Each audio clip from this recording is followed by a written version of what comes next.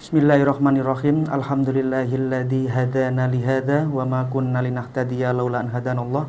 Wassalatu wassalamu ala sayyidina Muhammad ibn Abdillah wa ala alihi wa sahbihi wa mawalah amma ba'du. Ikhwan ikhwati pendengar setia Radio Dakwah Sunniyah dimanapun Anda berada, masih bersama kami Bahrul Amik di acara Podcast As-Sunniyah, yang mana di kesempatan siang hari ini tepat di edisi 8 Januari 2024 telah hadir bersama kita bersama Al-Mukarram Abuya Ghanim Jauhari yang akan menemani kita selama 60 menit ke depan, yang mana beliau merupakan narasumber dan juga Dewan Pengasuh Pondok Pesantren As-Sunniyah Kencong Jember. Baik para ikhwan ikhwati pendengar setia Radio Dakwah Sunniyah dimanapun Anda berada, seperti biasanya sebelum kita mulai pada session podcast As-Sunniyah ini, kita sapa-sapa dulu beliau Al-Mukarram Abuya Ghanim Jauhari.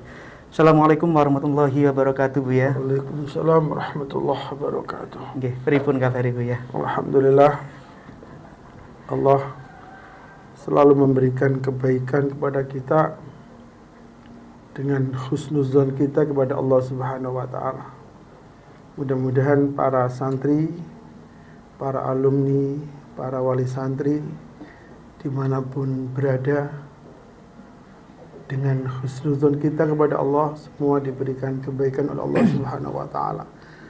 Dan saya yakin kalau istiqomah dengan husnuzon kita kepada Allah, apapun kondisinya, bagaimanapun keadaannya, insya Allah kita diberikan yang terbaik oleh Allah Subhanahu wa ta'ala. Amin.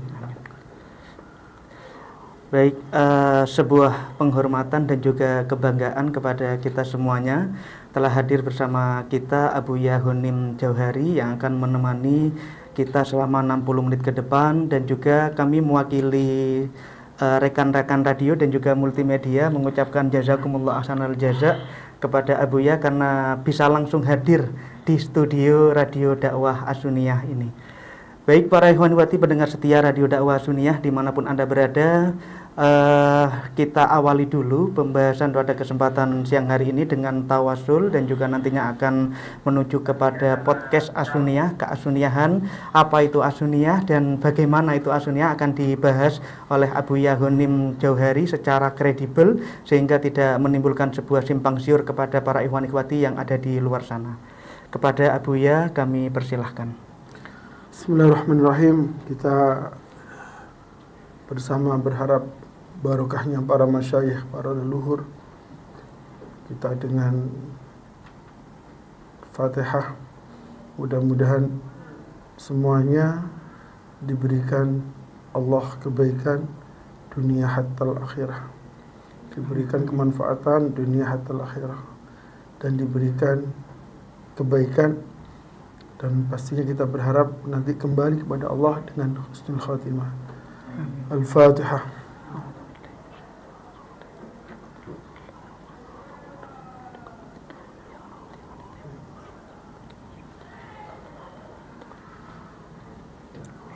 Pengantar singkat ya. Sore hari ini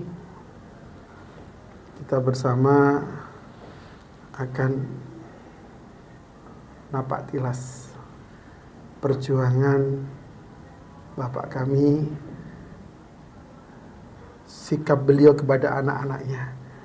Mungkin kalau perjuangan Bapak sudah banyak yang tahu, tapi sikap Bapak kepada anak-anaknya, terutama yang saya tahu, kebetulan saya mungkin anak yang paling tidak lama bersama dengan beliau, hanya 16 tahun. Sehingga saya ingin memberikan motivasi buat para santri. Pengalaman saya digembleng Bapak yang sebagai seorang muassis As-Sunniyah, Kiai Johari Zawawi, sehingga ini buat contoh kepada wali santri bagaimana kalau ingin anaknya sukses di pesantren. Selain membahas cerita perjuangan beliau, program As-Sunniyah, dan pengalaman pribadi saya digembleng oleh Mbah Yai Johari. Inilah sekiranya yang menjadi pembahasan obrolan kita pada sore hari ini. Harapan saya para wali santri yang di rumah tahu bagaimana mendidik anak agar anak berkarakter, dan wali santri tahu bagaimana program-program di As-Sunniyah, dan para pendengar dimanapun berada juga tahu bagaimana cikal bakal dari ma'had kita tercinta As-Sunniyah Kencong Jember. Itulah mungkin titik beratnya pembahasan kita pada sore hari ini. Oke, baik para ikhwanibati, pendengar setia Radio Dakwah Sunniyah, mungkin Buya bisa memberikan penjelasan-penjelasan terkait tentang pendidikan Kiai Johari Jawawi kepada putra-putranya, Buya. Yang pertama profil Mbah Yai Johari dulu. Iya. Bapak ini seorang pemuda yang sangat tangguh, dan memang beliau luar biasa karena beliau sejak kecil ditinggal oleh ibunya dengan 2 adik yang masih usia balita pada waktu itu. Ada Kiai Athoillah sama Bunyai Haji Hamidah.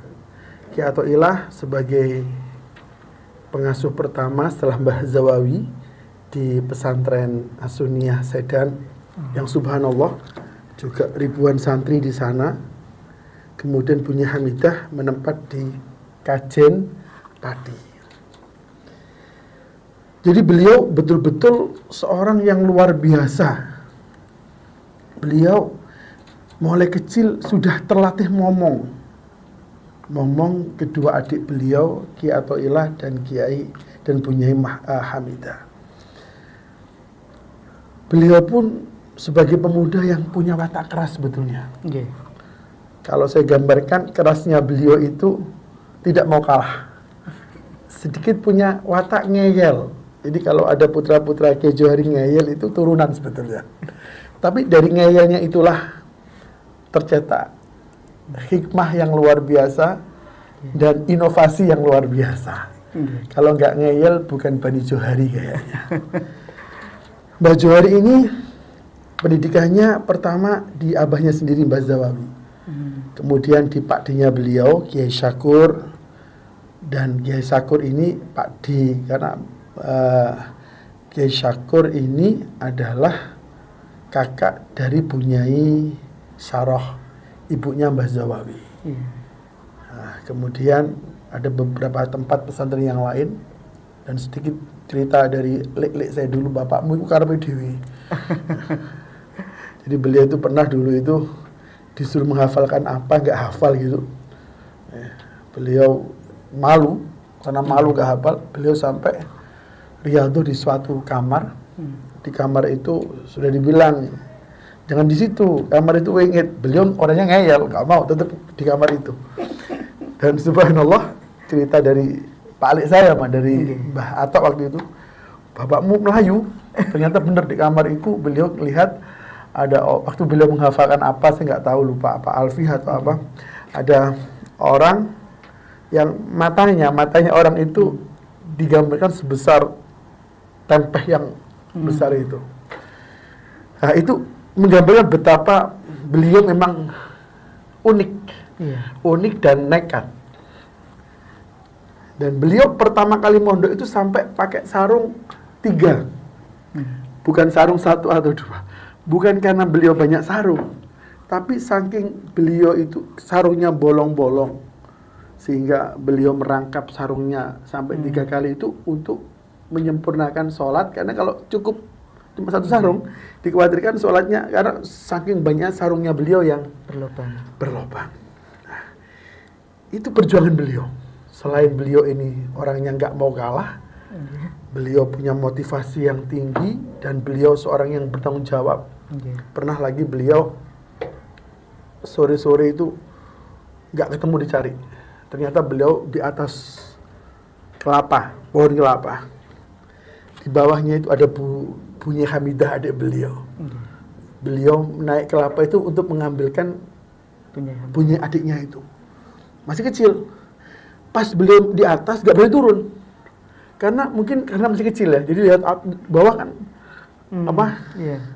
takut, Iya. sehingga beliaunya di sana sampai surup mau maghrib baru beliau turun dengan ditunggu adiknya di bawahnya. Itu tanggung jawab beliau yang luar biasa kepada keluarga.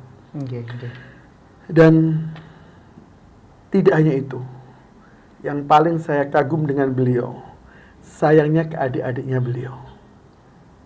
Terutama yang paling dekat itu dua, namanya Mbah Atok, abahnya Gus Laik. Yang kedua Mbak Edkon, besan beliau, sekaligus mertua Kiai Fahim. Mbah Atok itu dulu sakit, udah sembuh, udah nggak di rumah sakit.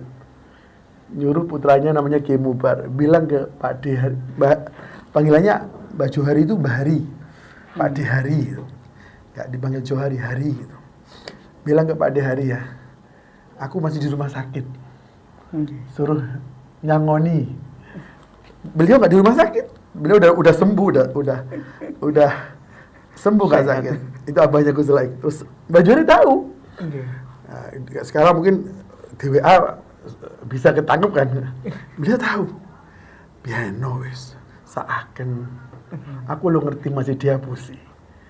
Ini salah satu bagaimana Mbah Johari sayangnya yang luar biasa ke adik-adiknya. Ini yang dipatut ditiru oleh para muhibbin beliau.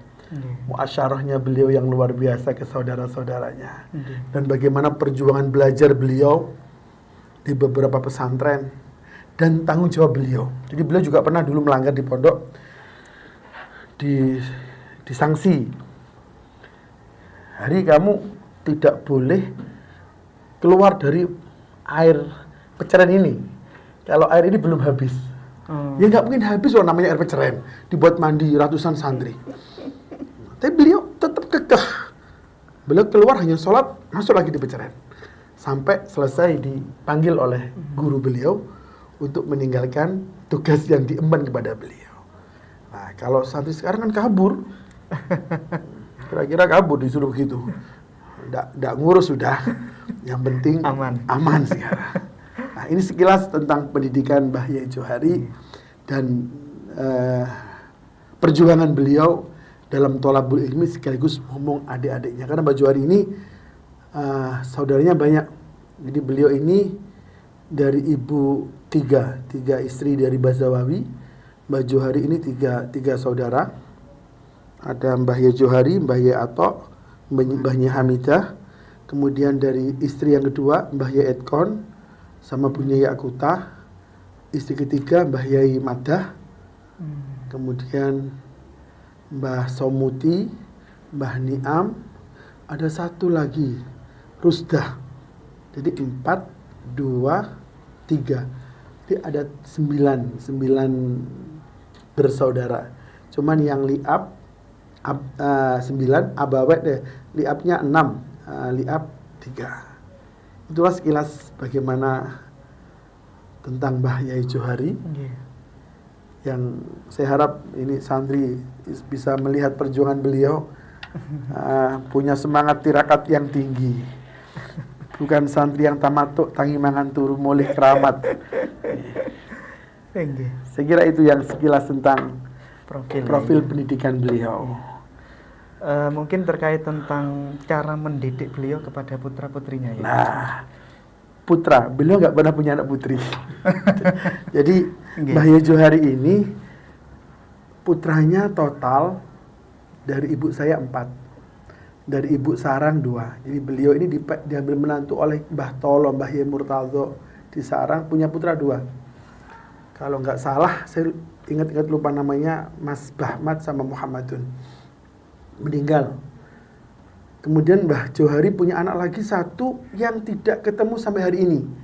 Apakah beliau masih hidup atau tidak? Ibu saya pernah diajak keliling Mbah Yai Johari di Surabaya untuk mencari jejak putra beliau. Karena waktu ditinggal Mbah Yai Johari itu zaman agresi. Dalam kondisi hamil istri beliau 7 bulan. Kalau umur mungkin seukuran Mbah Yai Madah. Jadi kalau bapak dulu langsung cerita ke saya itu, aku dia duwe mas, duwe dulur ya. Nggak tahu laki atau perempuan. Oke. Nah, ini kalau hidup seusia Mbak Mata. Terus kemudian yang ketiga ibu saya. Ibu saya punya anak 4. Cuman yang paling deket umurnya Yai Fahim sama Yai Sadid. Cuman terpaut sampai 2 tahun. Kalau Mas Rosib jauh 13 tahun. Saya jauh lagi usianya dengan Mas Rosib. Nah, Bapak ini unik loh. Uniknya setiap didik anak nggak sama loh. Bapak tahu kayaknya karakternya anak. Bagaimana mendidik Yai Fahim, bagaimana mendidik Yai Rosib, bagaimana mendidik Yai Sadid. Sangat nggak sama. Dan bagaimana mendidik saya. Tapi uniknya cara Bapak mendidik saya dengan Mas Sadid itu hampir 99% itu sama. Hanya bedanya kalau saya punya watak karena saya anak bungsu, ngalem. Karena kalau Yai Sadid kan bukan anak bungsu, anak nomor 2 lagi kan, beda. Jadi memang ada tapi cara didiknya sama. Contoh sekarang enteng, yang enteng. Saya itu dulu tahun 91 kepingin namanya sepeda motor itu namanya kalau nggak salah Prima atau Setar ya, tahun 91. Sampai saya itu nangis loh. Nangis ke orang tua, saya itu pingin kayak orang-orang lain punya sepeda motor. Nggak dibelikan. Jadi saya itu nggak punya sepeda motor sampai Mbah Yajori meninggal. Tidak punya sepeda motor, tidak punya TV. Tidak punya sepeda motor, saya loh ya, beda dengan Gus Rosib. Beda, nanti orangnya masih ada, tanya sendiri ke beliau. Kayak kenapa kok beda, itu juga nggak tahu. Selang beberapa hari kemudian, bulan, saya tanya ke ibu, Bu, kok Bapak begitu? Bapak mengerti, ngerti bagaimana nanti kamu ke depannya. Nah, ternyata itu riyadhah saya. Ternyata itu riyadhah saya waktu masa muda nggak. Padahal kan notabene anaknya Kiai Johari. Kalau kelasnya beli sepeda motor kan sangat bisa. Karena waktu itu era saya Mbah Yai Johari sudah cukup. Kalau eranya Yai Sadid masih belum. Jadi Yai Sadid itu Mbah Yai Johari itu ekonominya itu eranya Gus Rosib. Mulai istilahnya di puncak itu mulai Gus Rosib. Nah, tapi sampai saya menikah tidak ada satupun yang namanya saya punya sepeda motor sama TV. Baru sekarang punya dirinya sepeda motor. Dan ternyata jawabannya ibu cukup simpel. Bapakmu gak medit, tapi bapakmu tahu bagaimana yang terbaik buat kamu. Itu didikan orang tua yang sangat-sangat luar biasa buat saya, bahwa melatih saya untuk sederhana. Itu kedisiplinan dalam kehidupan. Yang kedua, belajar. Saya pernah pulang dari pondok tidak liburan. Saya pernah pulang dari pondok tidak liburan waktu pernikahan Kiai Ma'ruf. Kiai Ma'ruf itu kakaknya Mbak Aah, adiknya Mbah Maimun Zubairi. Mbah Maimun itu punya adik laki-laki cuma 1, namanya Gus Ma'ruf. Dapat Probolinggo. Saya ikut pulang. Saya pulang itu tak pikir kan deket Probolinggo sama Kencong. Masya Allah. Pecut, tahu pecut. Ya, karena nggak liburan, langsung diajar habis-habisan. Jadi kalau saya sampai pulang ketemu bapak saya kok tidak di waktu liburan pesantren, hancur sudah. Sekarang kan enggak, orang tuanya malah bohong. Mbahnya sakit, neneknya sakit, biar anaknya bisa pulang. Padahal di rumah cuma makan-makan. Lah ini yang membedakan cara didik wali santri dulu dengan sekarang. Yang lucu lagi, saya masih ingat ketika waktu itu saya di Uber Mbah Yai Johari, saya bilang nanti saya ke rumahnya Mas Rosib. Di situ ada jeding di atas lantai 2. Saya masih malas berangkat ke pondok waktu itu. Mas Adit sudah datang ngejak saya mau nganter saya ke pondok. Ya, terus Mas Adit manggilin saya, ayo budal. Saya diam, ayo budal. Itu saya di WC ada 3 jam loh. Itu masih nungguin loh, itu nggak keluar. Jadi Bapak mendidik anak sangat luar biasa, terutama dalam thalabul ilmi. Sangat menomor satukan. Ada lagi, beliau ngaji Ihya. Kan kalau ngaji Ihya pagi, jam 6 sampai jam 7.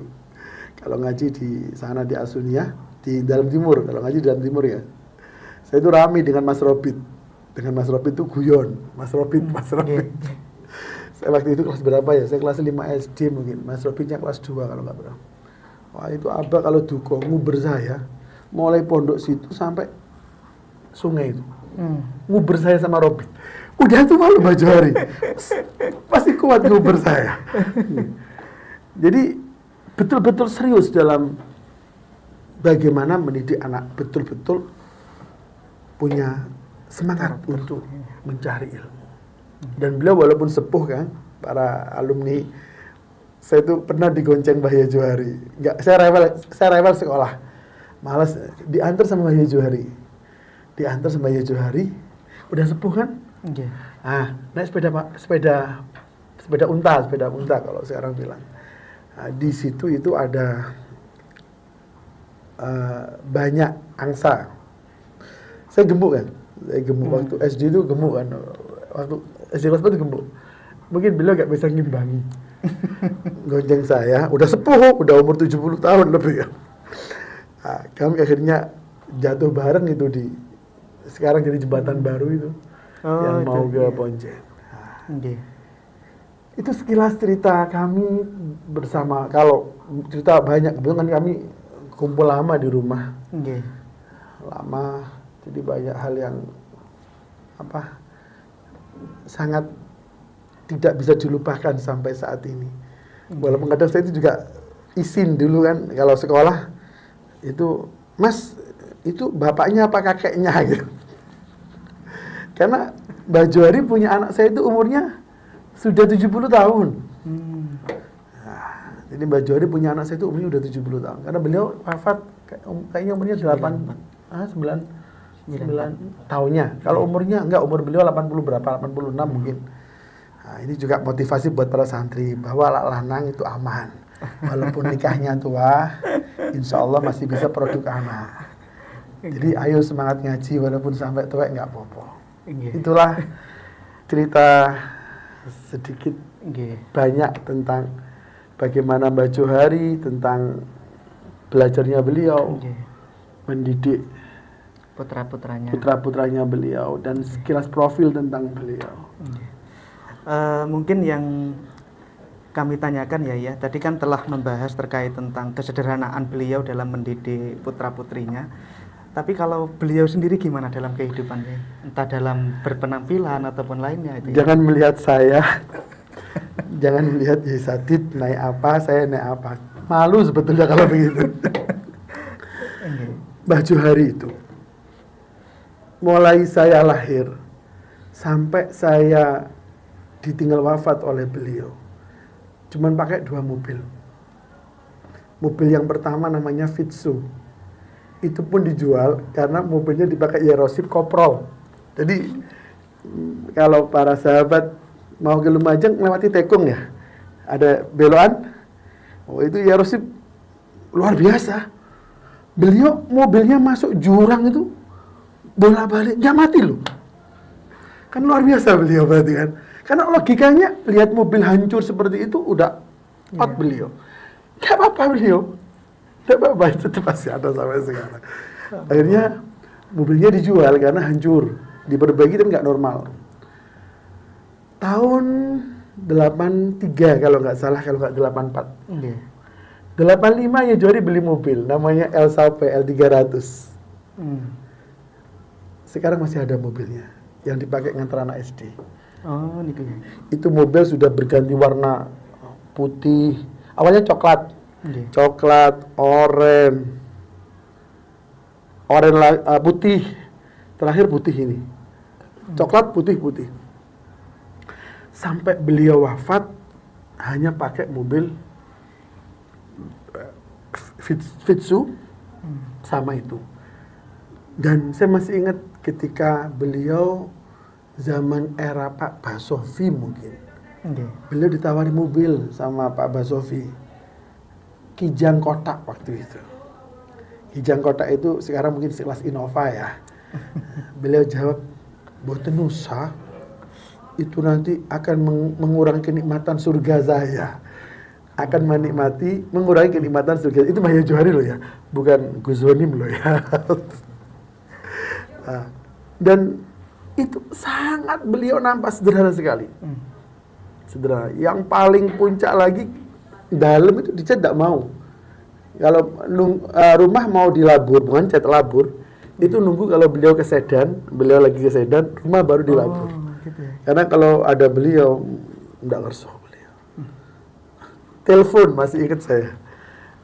Telepon ada itu tahun 91. Bukan HP, telepon ya. Itu duka Mbah Johari, jangan pasang telepon, itu memutuskan tali silaturahmi. Saya mikir, kok bisa? Kan bukannya telepon itu malah menyambung tali silaturahmi? Enggak. Nanti lah anak telefoniku, lah ate mantenan, ndak nyambung dulu ri.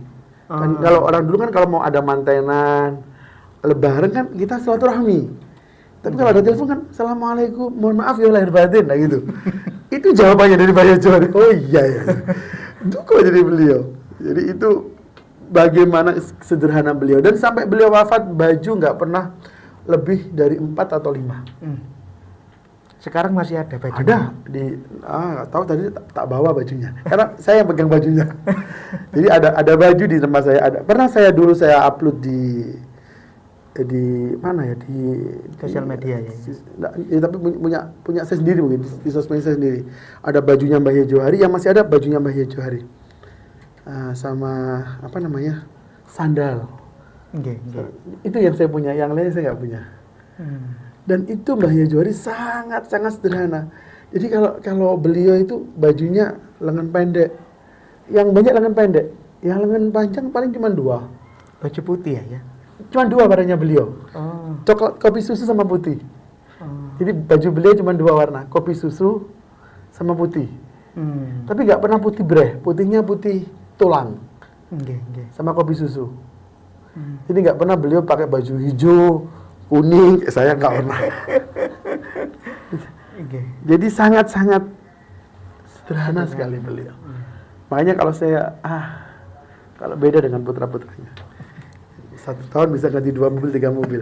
Kalau beliau seumur hidup cuma 2 mobil, ila akhiri hayati. Mudah-mudahan santrinya ikut Mbah Johari, bukan ikut kita. Tetapi ada satu Kang patokannya. Kenapa sih begitu? Karena mungkin ini beda zamannya mungkin. Beda zaman. Jadi itulah sekilas tentang Mbah Johari dengan kesederhanaan beliau.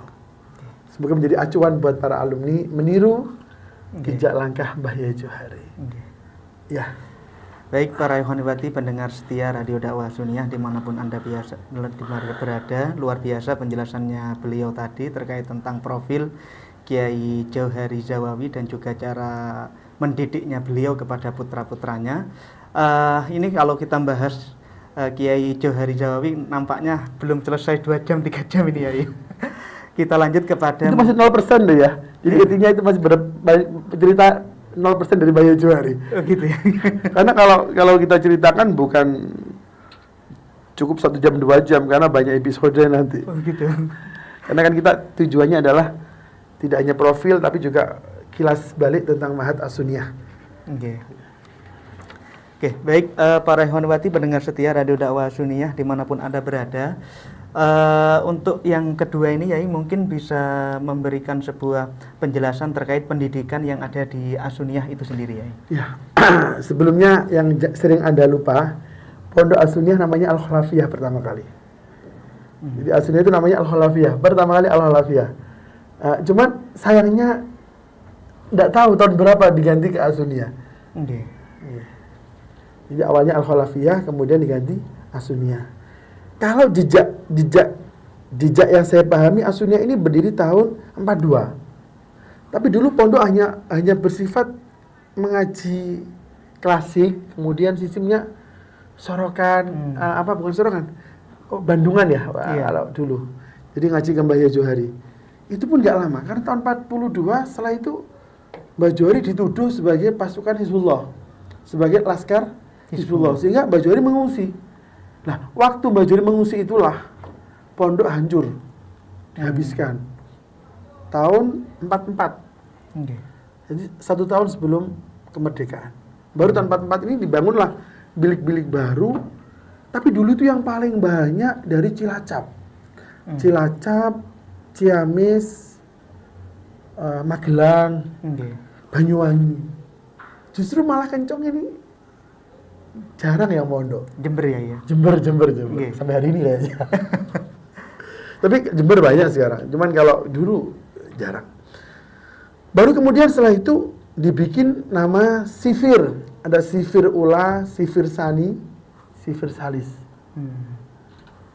Sampai Mas Hadid pulang dari Mekah tahun 80-an.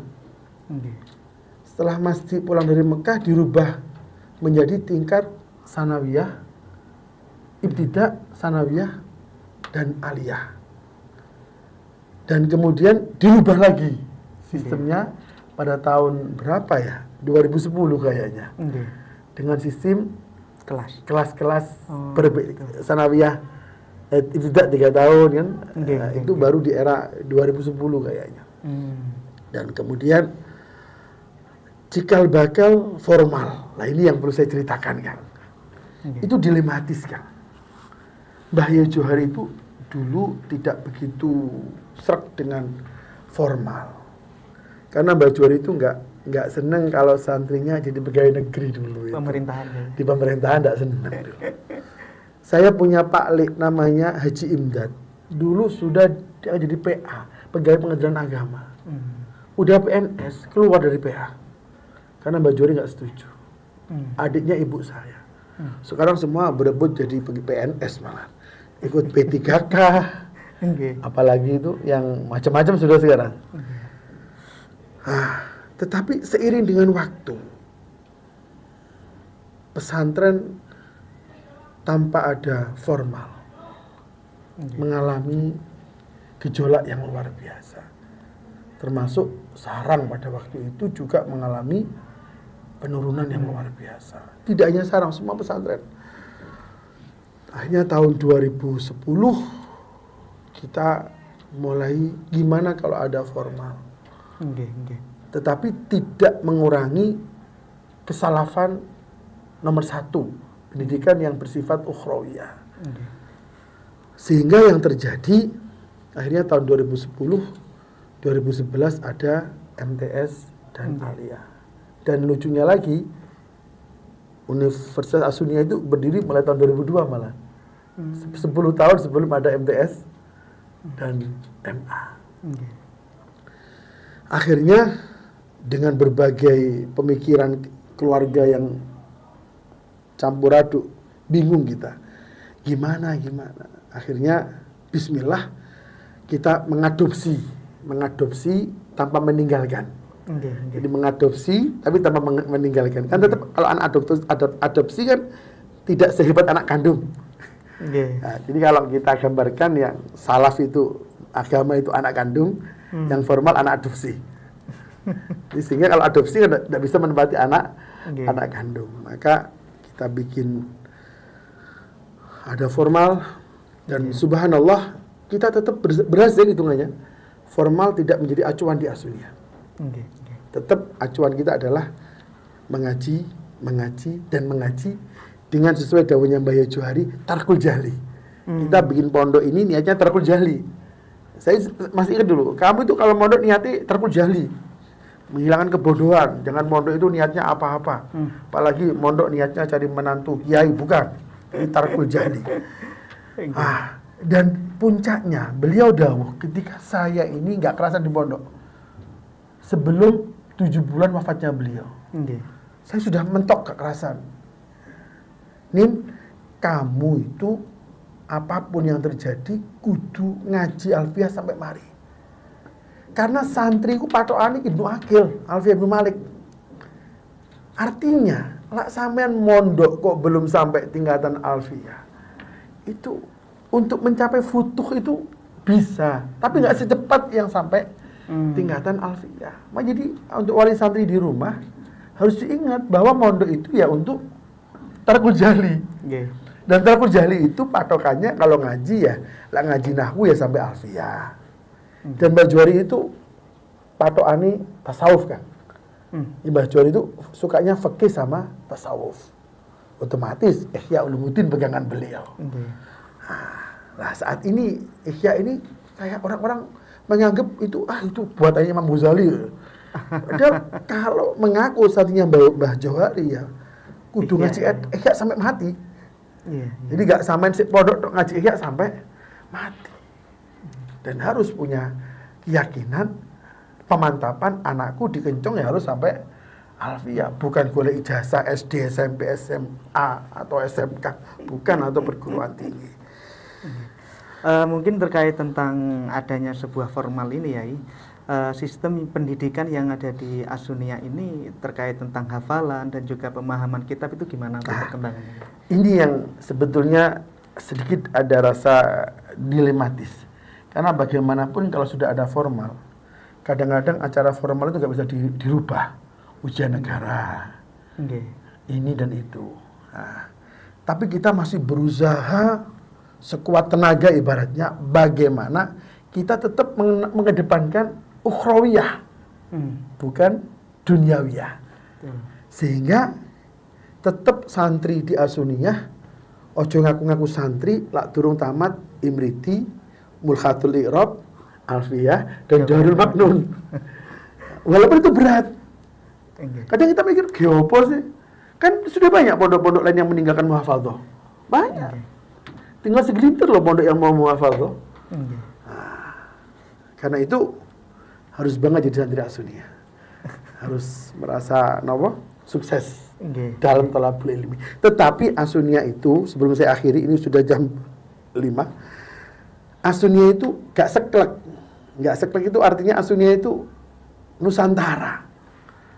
Sehingga kami secara pribadi berpikir, oh iya, tidak semuanya santri itu otaknya mampu. Memang orang santri sing dedel panjene. Itu ada itu memang. Ojo ngapalno alfiyah, ngapalno jurumiyah iku lho, ora apal-apal.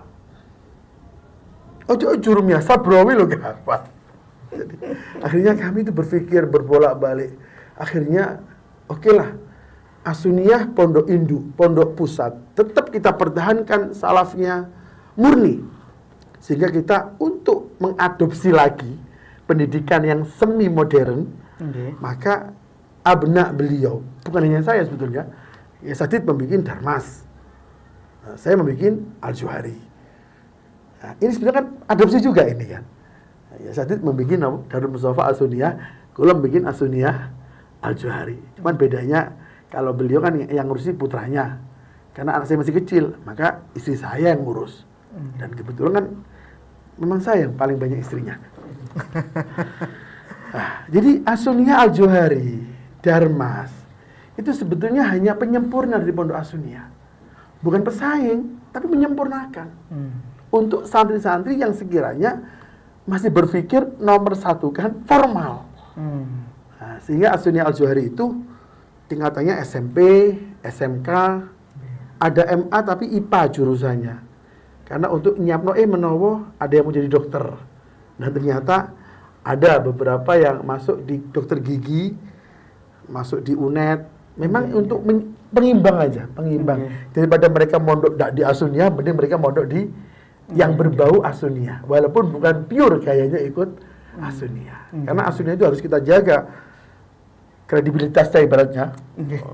Sampai As-Sunniyah ini menjadi pondok yang awu-awu itu loh. Jadi tetap As-Sunniyah itu pure seperti supermarket. Begitu. Nah, itulah harapan dan gambaran saya tentang indahnya As-Sunniyah. Saya berharap betul mudah-mudahan As-Sunniyah semakin tahun semakin luar biasa. Apalagi As-Sunniyah kan dengan zuriyah Mbah Johari sekarang sudah berbagai macam modelnya. Yang penting tetap NU. Saya tuh gak tahu-tahu semodelnya apa, yang penting NU. Bosing gondrong, bosing cekaan, penting tetap Mbah Hasyim Asy'ari. Saya nggak jauh-jauh, nggak jauh berpikir saya. Mudah-mudahan semuanya masih eksis, meneruskan perjuangan Mbah Johari. Karena juga banyak sebetulnya bagaimana kok Mbah Johari di Jember, Mbah Johari ini yang membawa Mbah Muhid Muzadi Mbah Kiai Muhid nggih. juga Mbah Johari loh. Nah, ini kan banyak, kalau kita mau ngupas kan tidak cukup satu harinya. Nggih, Cuma yang penting sekarang sudah saya mulai kemarin ingin cerita seperti ini karena untuk memotivasi para santri dan para wali santri dan para muhibbinnya Mbah Yai Johari untuk lebih mengenal dekat dengan Mbah Romo Kiai Johari. Saya kira ini dari saya. Baik para Ikhwaniwati pendengar setia Radio Dakwah Sunniyah dimanapun Anda berada, alhamdulillah kita telah mendengarkan secara gamblang terkait tentang As-Sunniyah itu sendiri, meski sebenarnya masih belum cukup untuk kita babarkan secara panjang lebar As-Sunniyah itu. Walhasil dari penyampaian yang disampaikan oleh beliau ini bahwa As-Sunniyah itu tetap menjaga kesalafahannya dan juga tidak meninggalkan kemodernannya. Termasuk As-Sunniyah itu saat ini luar biasa juga, punya Mahat Ali. Ini mudah-mudahan tahun-tahun depan lebih banyak jurusannya. Ya, ini yang perlu saya perjelas. Memang Mahat Ali ini kayaknya lebih fokus ke dunia. Jadi kalau anak-anak santri masuk ke Mahat Ali, kok niati golek penggawean gak pas panjeni. Karena Mahat Ali itu untuk ngaji memang. Ya, karena ijazahnya memang untuk ngaji. Ya, tapi kalau untuk Universitas As-Sunniyah, memang itu yang digunakan untuk menarik di umumnya. Nah, As-Sunniyah harus bersyukur punya Mahat Ali, punya Universitas As-Sunniyah. Ya memang ini sudah diplotkan, kalau memang fokusnya ngaji yang paling tepat ya di Mahat Ali. Kalau Anda mau ngoyok jadi guru PNS, yang cocok ya di Universitas As-Sunniyah. Sampai pasca sarjana ya. Nah, ini yang luar biasa sampai pasca sarjana. Mudah-mudahan nanti yang lebih masuk ke situ adalah dzurriyyah Mbah Yai Johari. Karena kan problemnya sekarang kan dzurriyyahnya masih kecil-kecil. Kalau harapan saya itu malah kepingin bikin perguruan tinggi sendiri yang di bidang ilmu ekonomi. Jadi yang di kementerian beda, bukan Kemenak. Kan kalau Kemenak kan awalnya dari sekolah tinggi agama kan, ingin di lain. Karena biar apa? Biar jangkauannya As-Sunniyah lebih luas. Jadi supermarketnya lebih besar. Marketnya juga nanti lebih besar. Saya yakin kalau itu diniati karena Allah, maka semua urusan menjadi mudah. Amin. Mudah-mudahan barokah dan manfaat. Oke, baik. Sebelum saya akhiri, mungkin dari Abuya bisa memberikan sebuah doa. Harapannya agar para ikhwaniwati yang ada di luar sana dapat mendapatkan barokahnya beliau. Kami selaku broadcaster undur diri dari ruang dengar Anda semuanya. Mohon maaf yang besar-besarnya. Akhiran wallahu muwaffiq liqawamit thoriq. Wassalamualaikum warahmatullahi wabarakatuh. Al-Fatihah.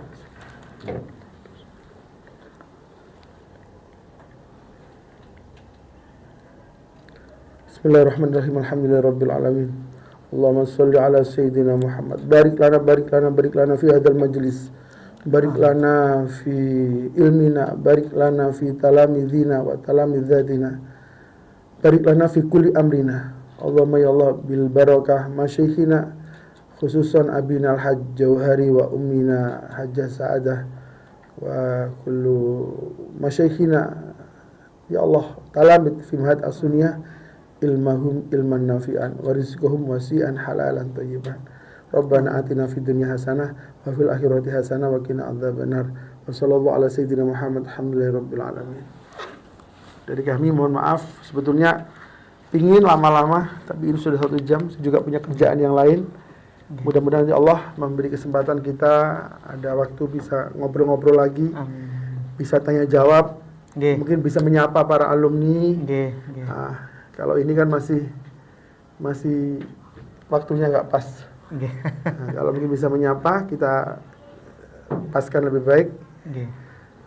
Matur nuwun. Terima kasih. Assalamualaikum warahmatullahi wabarakatuh. Waalaikumsalam warahmatullahi wabarakatuh. Yuk.